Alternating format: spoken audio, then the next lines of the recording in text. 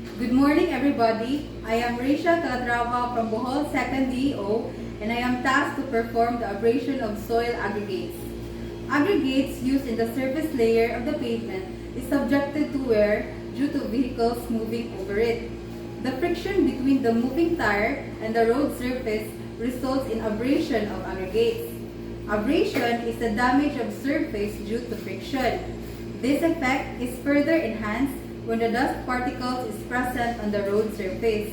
Therefore, the aggregates used in road construction must be hard enough to resist abrasion. This property is evaluated through abrasion test. So why is abrasion testing significant?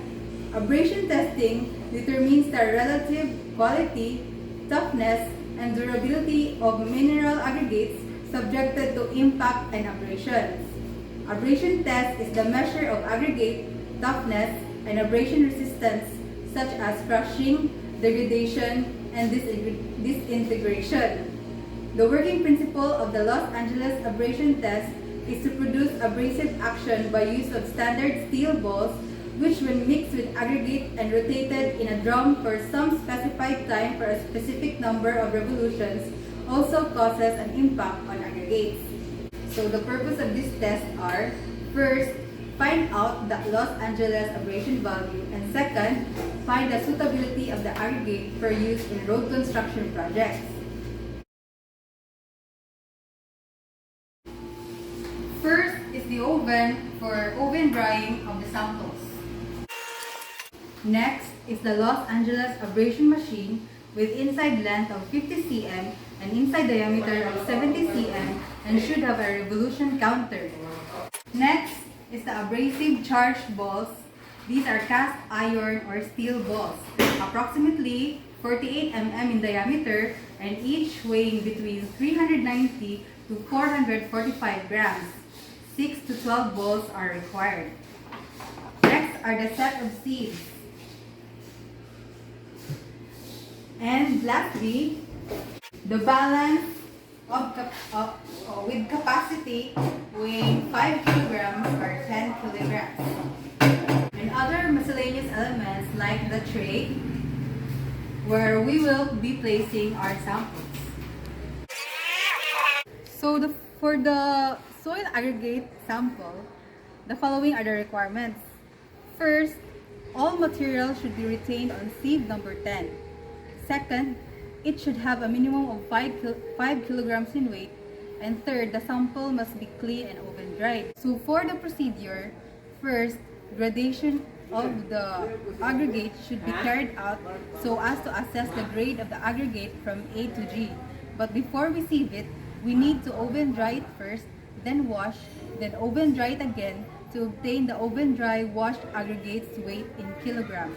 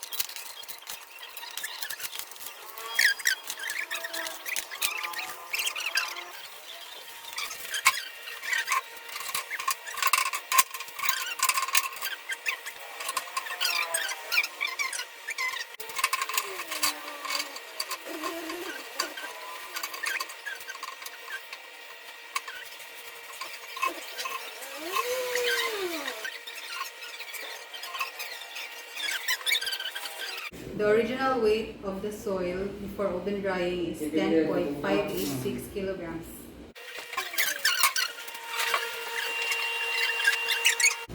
So, 10.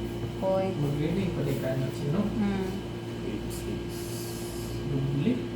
Kilogram mo din eh. Grams lang. Ah, ganun na lang. Ako na nag-delete grams from there. Next, we will oven dry the sample, but before that, we should transfer the sample to another container.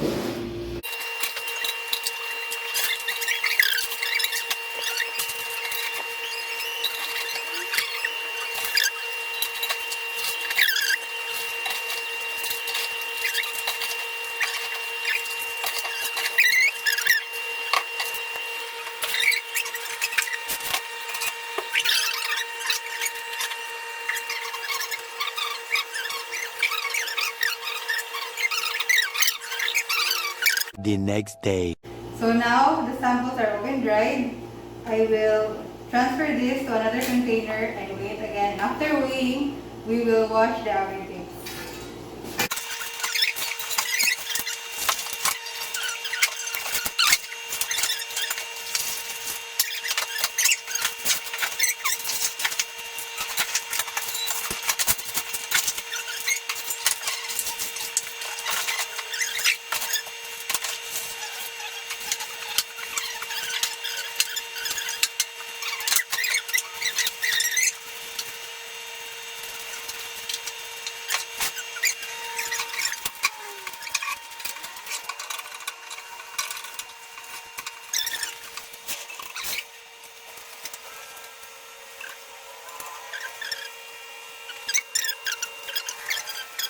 So the oven dried weight is 10,375 grams. Now we will wash the aggregates.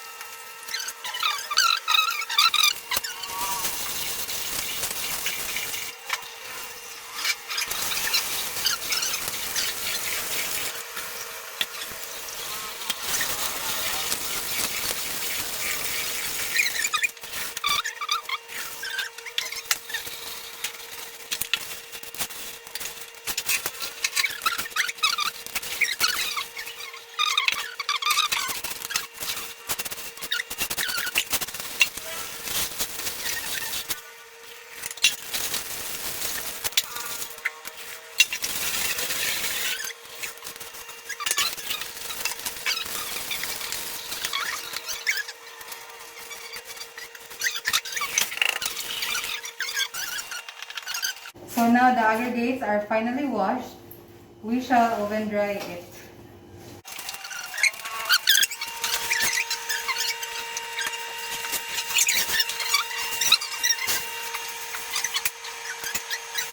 So we are oven drying the samples at temperature of 110 plus and minus 5 degrees centigrade. The following day. So now that the samples are already oven dried, we shall transfer it into another container and we will balance it to get the mass of the washed oven dried samples.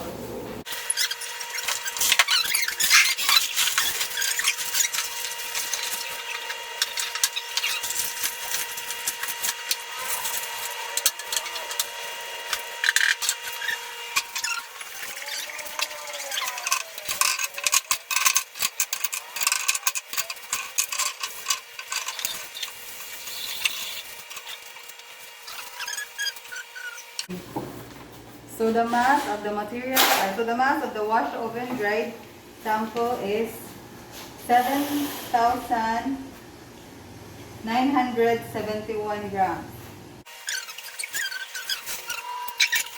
So after weighing, we shall now sieve the samples to know the grading of the sample.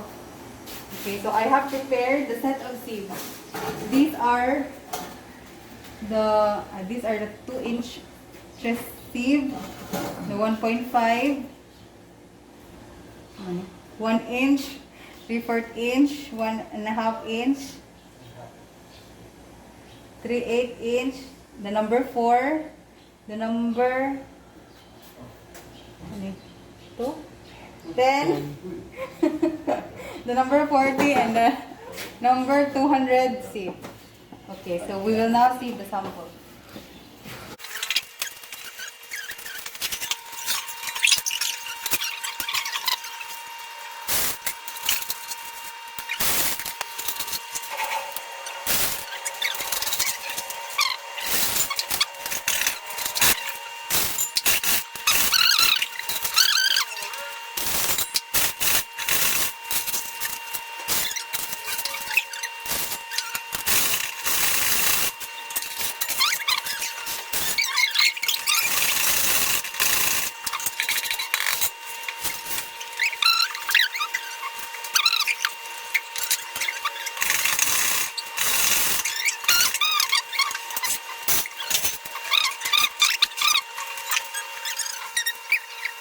So for the sieve with 2 inches,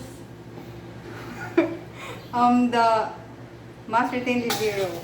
Okay.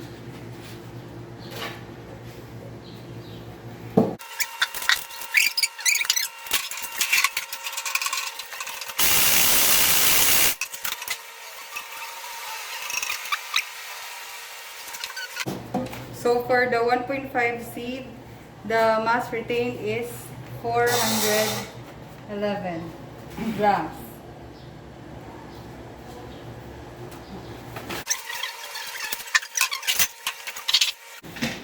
Next, we will weigh the 1-inch sieve.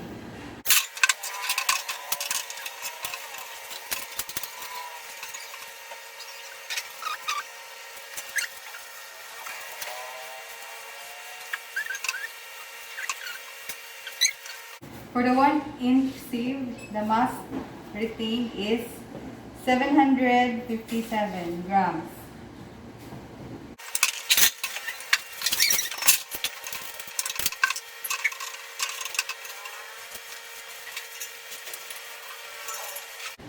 So for the 3/4 inch sieve, the mass retained is 727 grams.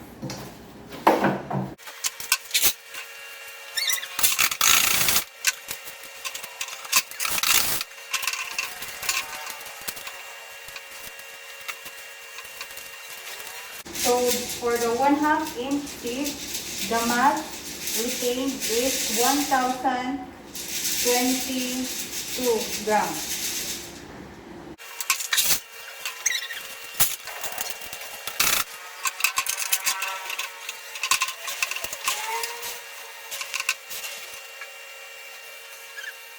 Okay, so for the mass retained of sieve 3/8, the mass retained the weight is 548 grams.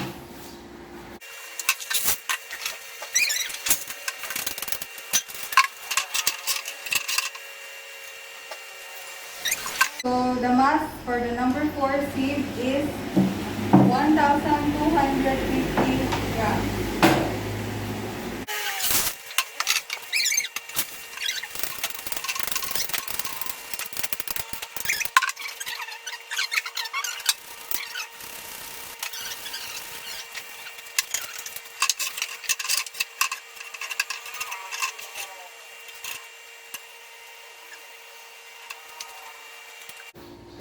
So for sieve number 4, the mass retained is 1,167 grams.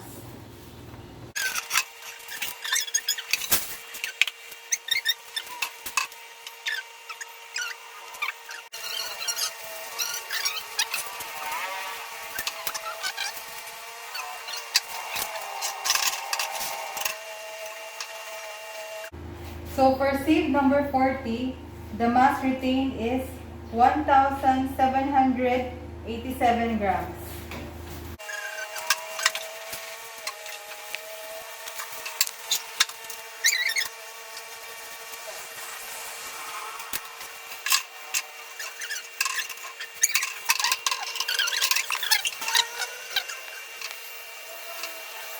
Okay, so for sieve number 200, the mass retained is 280 grams.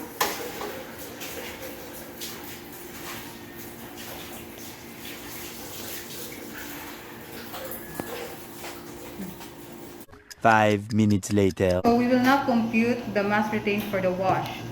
So to compute this, we will get the difference of the mass oven dried and the mass of wash oven dried. Ipakita lang ako. So 10,375 minus 7,971 is equal to 2,404. Now we will get the total of the mass retained. 0 plus 411 plus 757 plus 727 plus 0 plus 548 plus 1,250 plus 1,167 plus 1,787 plus 280 plus 19 plus 2,404. So the total is 10,372. So as you can see, there is a 3-gram difference between the mass oven dried and the total mass retained. Now we will get the mass passings.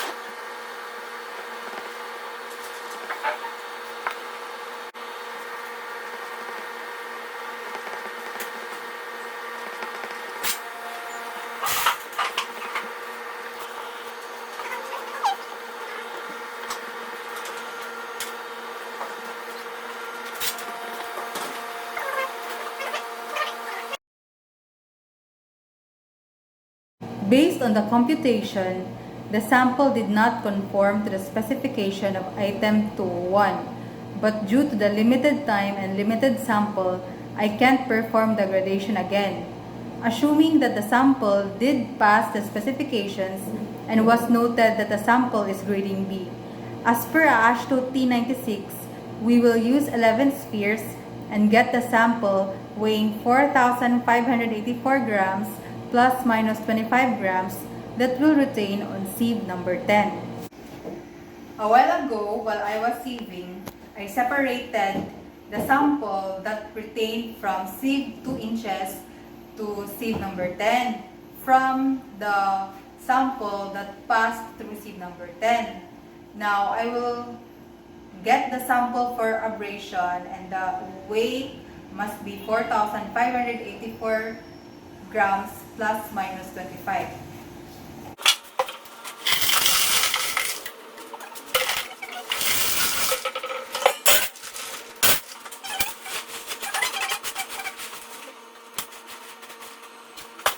Okay, so now the sample is precisely weighed. Now we will place this inside the Los Angeles abrasion machine with the 11 spheres to perform the abrasion test.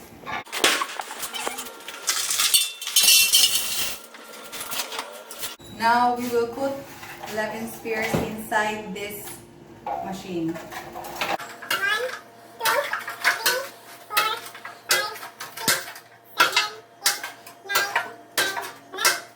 After this, we will securely close the abrasion machine to avoid any accidents.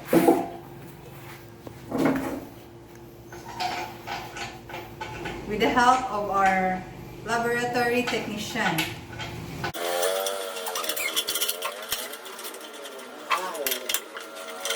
So our samples and the abrasive charge are placed inside the Los Angeles abrasion testing machine. And the machine will be rotated at a speed of 30 to 33 revolutions per minute. Since our machine does not have a counter, we divided 500 revolution divided by 33 equals 15 minutes and 9 seconds. So we have a stopwatch to monitor the time of the machine while it is rotating. Now we shall turn it on. So our laboratory technician will operate the machine.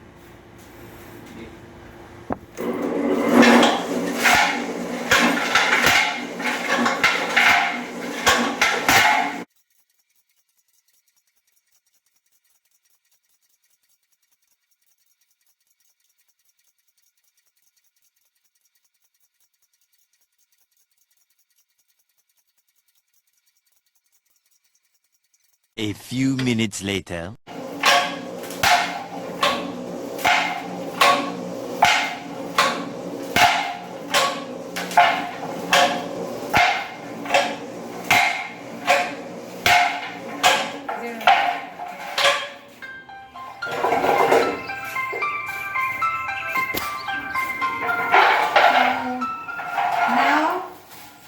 Now the machine is already stopped.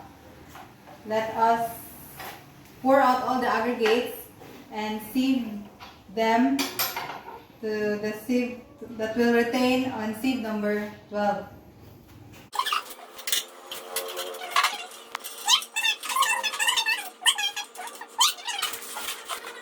Let us get the sample that will retain on sieve number 12.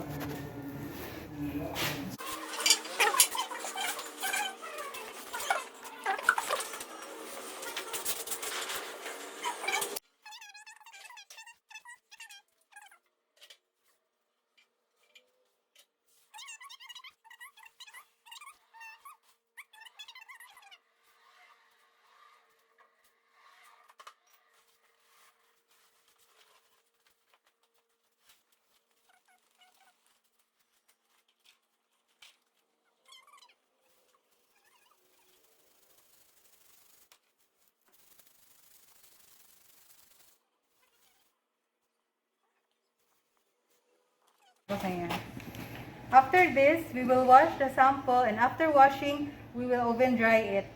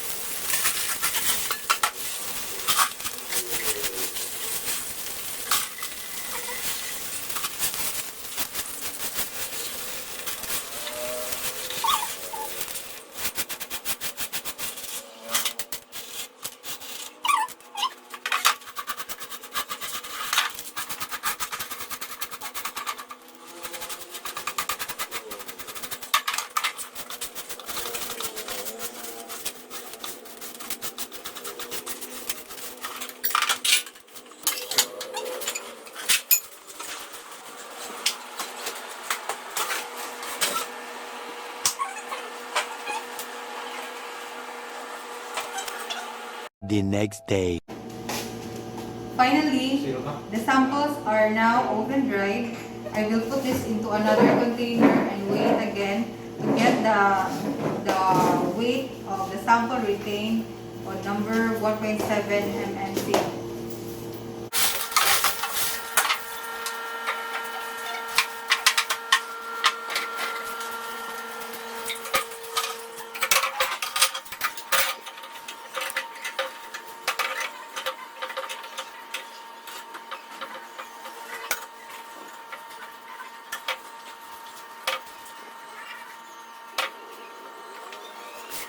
So this time, the weight of the sample is 1,562 grams.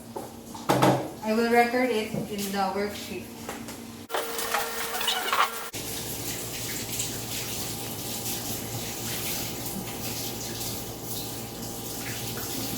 To get the percentage of wear, we shall get the difference between the sample retained on number 1.7 mmC to the original mass of sample divided by the original mass of sample times 100.